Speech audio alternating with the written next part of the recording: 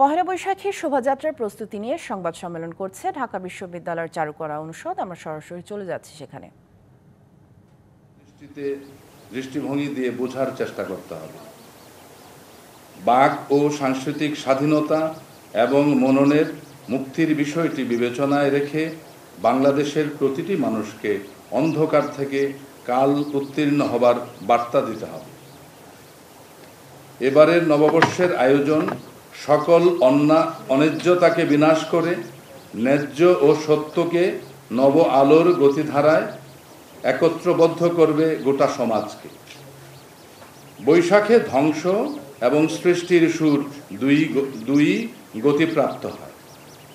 নববর্ষ পালন জীর্ণ জীবনকে সৃষ্টি দ্বারা বিদীর্ণ করে বেঁচে থাকবার প্রেরণা তৈরি করবে। আর সেজন্যই ফেসিবাদের বিনাশ নতুন আলোর পথটাকে উন্মুক্ত করে দেবে, অন্ধকার ছায়াকে বিদায় জানাবে। সংস্কৃতির লক্ষ্যই হচ্ছে মানবিক ও উদার একটি সমাজ বা রাষ্ট্র কাঠামো বিনির্মাণ করা। কালার এক্সপার্ট, জর্জ স্যাপ এবং মাইল্ড অন হ্যান্ডস টেকনোলজি সমৃদ্ধ অরিক্স ক্রিস্টাল ওয়াশ আপনার এবারের বৈশাখ হবে সকলে।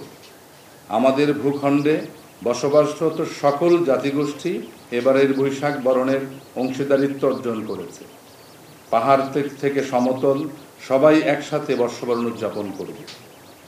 এবারের আয়োজনের মধ্য দিয়ে এক পেশে সংস্কৃতি চর্চার সংকীর্ণতা থেকে বেরিয়ে আমরা বাংলাদেশের সংস্কৃতির উদার ও শুদ্ধ চর্চার দিকে অগ্রসর হতে পারবো বলে আমরা আশা করছি।